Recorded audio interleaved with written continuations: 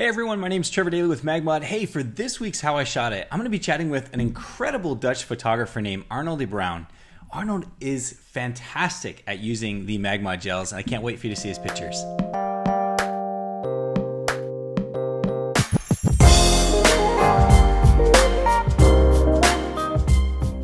Hey Arno, thanks so much for joining me. Hi, Trevor. Arno, I got to mention to everybody that you're actually filming this. It's past midnight where you're at. It's about 3 o'clock my time, past midnight for you. You've had a long day of work and you still decided to go ahead and join me for this afternoon. I super appreciate that. Yeah, I love MagMod, so it's no problem. I like to do it.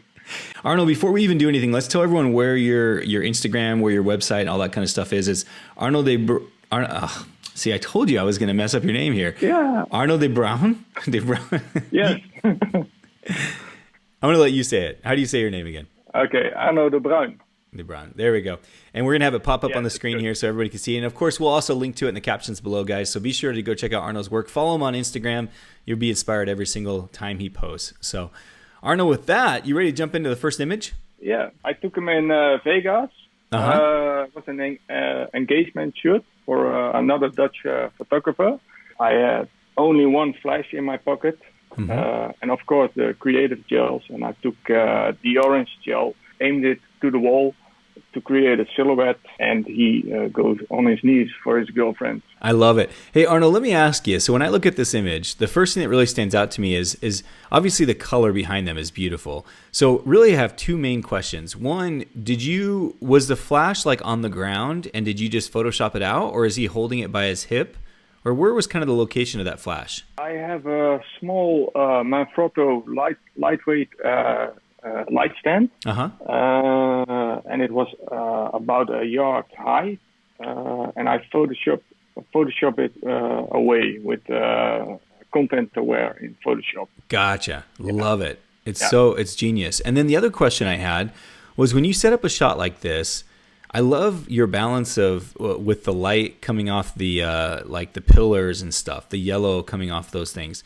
So do you typically adjust your exposure and get that just right, perfect? You know, like make it perfect first, and then add the flash in to the silhouette. In other words, do you capture one shot just to make sure that your ambient light's good, and then add the flash, or do you just do it all at one time? Yeah, I work in layers in my head, and the first layer is the environment, and I look at the light in the environment, and I look at the contrast in the environment, and after that I put on the flash and see what's happening. Yeah, I love it. It's a phenomenal image, and I think that's one thing that all of us could probably maybe do a little bit better is kind of try to visualize that environment first, make sure your exposure is correct there, and then add that silhouette. I also love the fact that you didn't just get in really close and just photograph the wall,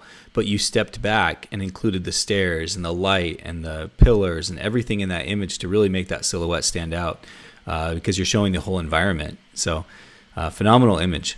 Yeah, I try to tell a story with a creative image always. So the environment is very important to tell the story, and this was their story. I love it. They are getting married. And this next photograph that I want to bring up is this shot where it looks like you did some light painting of some kind with this girl almost in the woods, and it looks like snow. Maybe I can't tell for sure. Yeah. Tell us about that photo. I do sometimes a little bit light painting to create something more creative than normal. Yeah. I use a light stick like this. Can give it all the colors. Yeah, nice. What brand is that? That's my own brand. Oh, are you serious? You made that yourself? Yeah. That's rad. Yeah, it's a Be Creative light stick. Oh, Be Creative light. Are you actually selling that? Yeah, in the Netherlands at my workshops. Yeah. Nice. That's super cool. Are you? Can somebody, if they want to buy something like that, can they buy it on Amazon, or can they buy it in the United States somewhere? Not yet. Maybe later. But I bring one to Vegas next year for you. I love it. I love it. I would love to see it. And by the way, you had mentioned Be Creative. Let's go ahead and I should say I need to plug your book because your book is fantastic. Your Be Creative book. I have a copy. In fact, I should have gone and grabbed it. It's back here on my shelf over here. I love your Be Creative book. It talks a lot about different lighting setups and things. So if you guys haven't seen it, definitely go check out. Where can they find your Be Creative book if somebody wants to buy it, by the way? I have two websites. One for the Netherlands. That's my training website. That's becreative.studio. Okay. But for the United States and Canada, I have a Be Creative shop.com. Okay. That's especially for the United States and Canada. Right on. You know what? I'll be sure to include a link in the captions here below as well. Yeah, that's okay. That way people can find it. But it's a fantastic book. And the thing I like about it, Arno, is that when you go through your different lighting setups, so you show a photo in the book. It's all for photographers, but you show a photo, and then you actually show a really good illustration or diagram of how you set that photo up. It's super. I love it. Super creative. So. We didn't pre-chat about this prior about talking about the book, but as you mentioned, Be Creative, I was like, oh man, his book is fantastic. So, thanks for letting me mention that. You. Yeah, absolutely. Yeah. So let's go back to this photo. Tell us a little bit about kind of what your setup was here. Like, I mean, I'm curious, a couple things. I'm curious how you got that sky just so beautiful. And then of course, kind of what your mind was like, what were you trying to visualize or what were you kind of putting together here? There were 2 days of snow in Holland. Yeah. The only 2 days, and this was the best day. The sky was like an orange gel, but the sky was orange because of the snow, and there was a lot of light from the city from us, from behind the trees. Gotcha. So that creates an orange sky, and I pop it up in Lightroom a little bit to make it more orange. Sure. The blue light is a MagMod on a light stand that creates a little bit rim light, and that creates the snow. It takes the snow blue, and the light painting was with the light stick. I did a circle and a figure behind her. And the exposure time was about 8-10 seconds. Okay. And I did it on a remote control. I have a remote controller for my camera. It took about 3 or 5 times to get these images. But I never give up. If I have an ID, I go for it. Wow, it would take me a lot more than 3 to 5 tries. So you're ahead of me there. Yeah. I got to ask, Arnold, was this a composite? Or was it all one shot? Everything I do is one click. One click. Always. Love it. Yeah. Nice. Well, it's a beautiful shot. And your blue gel, was it positioned? Behind her. Behind her. Okay. It's funny because I see the shadows. It's interesting to me because I see the shadows on the snow. Like I see the dark side of the shadow. So I was thinking to myself, okay, it's behind her. But then at the same time, I see a little bit of the color in the trees. And I'm guessing the reason I can see it on the front side there is just because it's kind of like hitting it from the side a little bit, and it's probably snow on the trees. Is that right? Yeah, there's snow on the trees, and because that's white, it's blue. If there was no snow, you won't see the blue on the trees. That's why. And the speed light was about 24 millimeters white. Super, super cool. Let's jump over to this one where we have this couple. It seems like it's very simply lit shot, and it's actually a little bit different than these other ones with all the color. But I love how you got these, like, it almost looks like these UFOs above them. Again, one would look at this and say, okay, this was a composite shot. But knowing what you just told me, where you said only one click, then it makes me think, okay, so Arno must have had something up his sleeve here. So tell us kind of how you set this one up, and then we'll show everyone a little behind the scenes as well. Yeah, there was a wedding last year, and we went with the couple to the restaurant for the dinner, and I saw the lights on the ceiling, and I like that.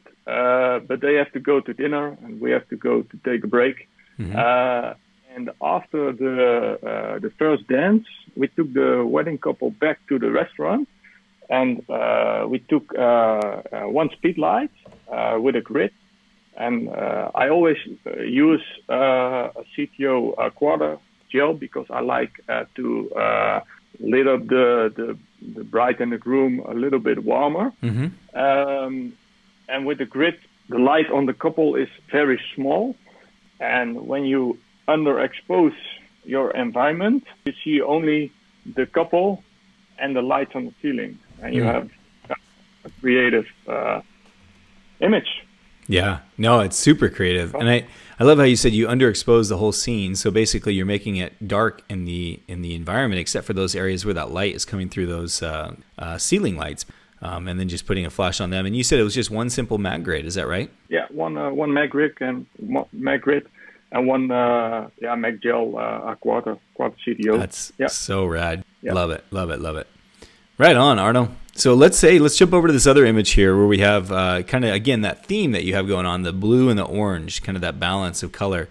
Tell us how you visualize this, how you set it up, what you were thinking as you put this together. This is an old factory, and they have in the ceiling, they have old windows with a structure, and the sun was shining that day. And because of that, there was a sort of beam of light from the sun on the floor and on the wall, and that creates a structure from light in the picture in my frame.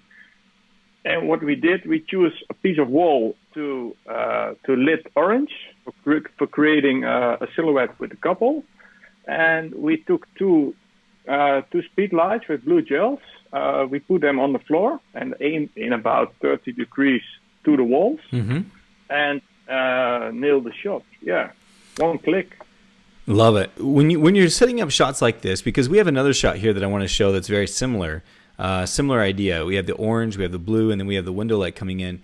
Do you typically kind of see that window light and immediately get kind of excited and say, oh man, I'm going to underexpose this, make it really dark, and then add the color in and balance it out? Do you see that kind of stuff in your mind? Yeah. My mind is always crazy. Yeah, I like to combine different light sources, from LED lighting to speed lights, available light, fire. I like to combine all the light sources.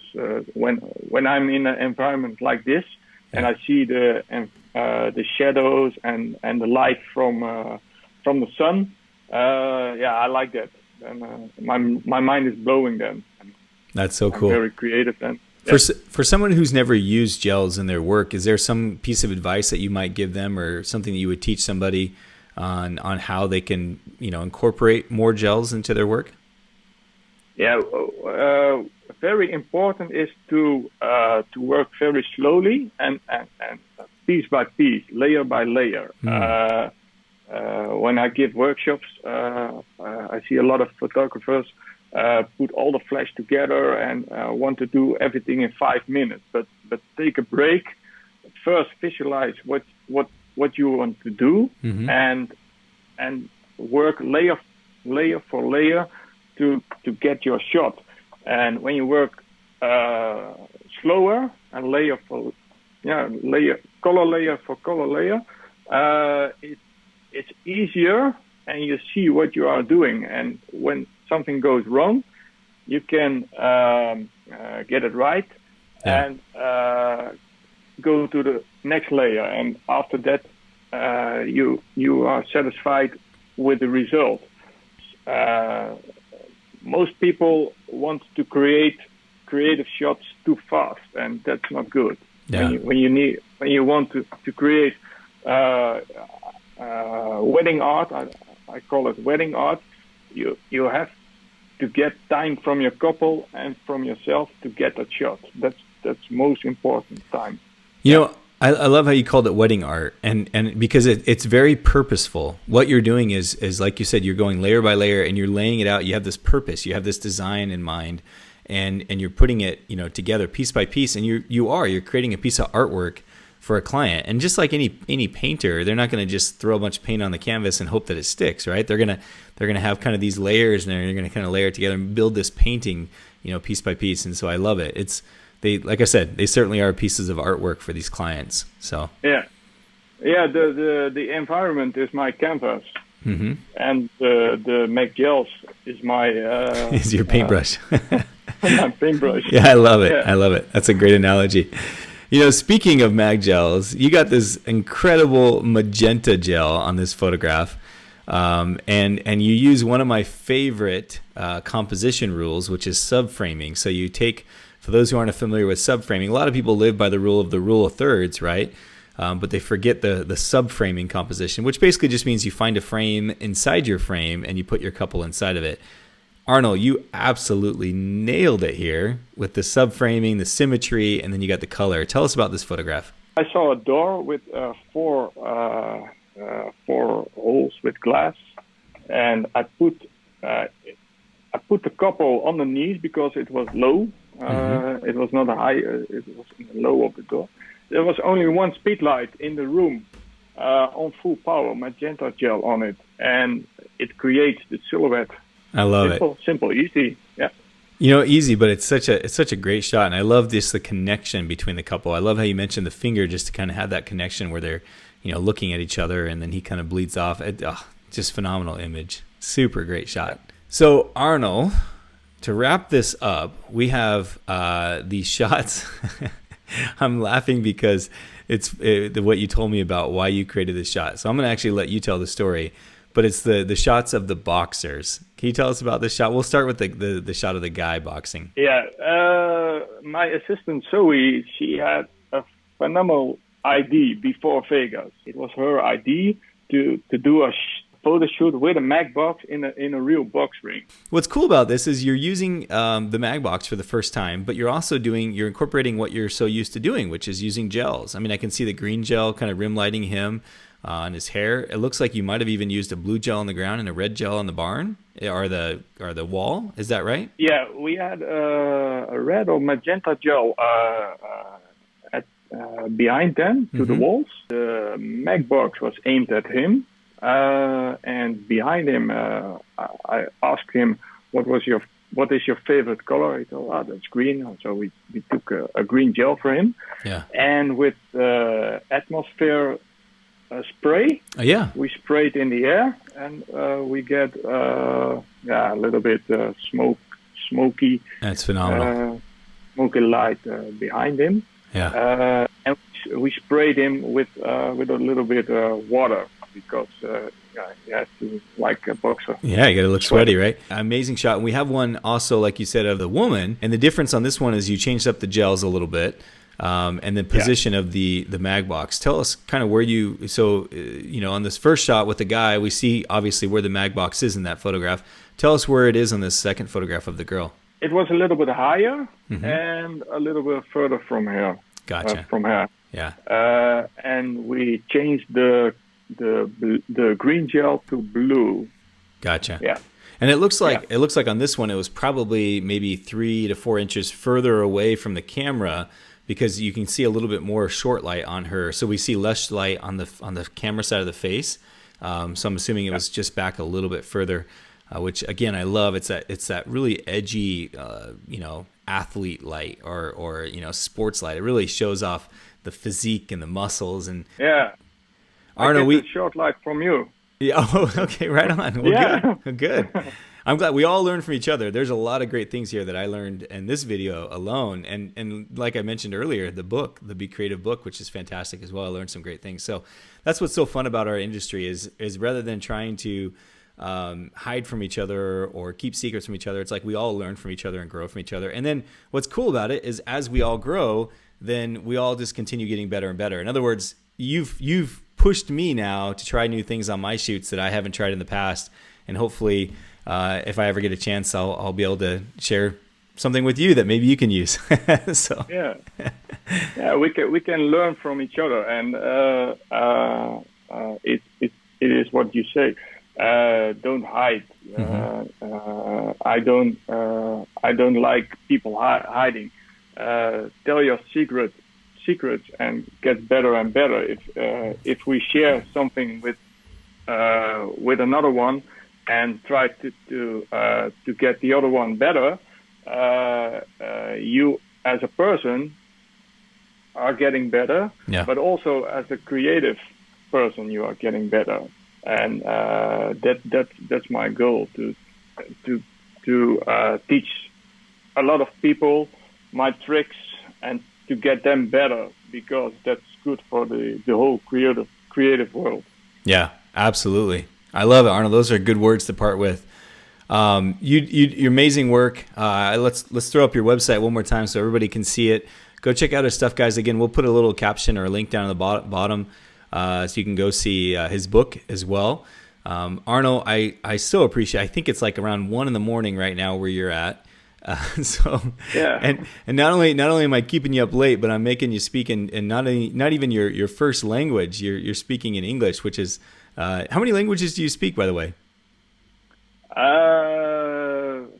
4. A little bit French, German, Nice. Dutch. That is our language. Okay. And English. And well, you're doing fantastic. So, and I appreciate you taking the time. Like I said, early in the morning now for you, and taking this time to share with us. It really means a lot. So, thank you so much, Arno. Yeah, thank you. Thank you, MagMod. Absolutely. And guys, I just want to encourage all of you watching, if you were inspired by Arno and all these other people on How I Shot It, be sure to subscribe, hit the little bell notification. That way you guys know right away when these videos come out. You can watch them and be inspired for the weekend. We put these out every single Friday. So thanks again. Thanks, Arno. Appreciate everybody watching these. Thank you.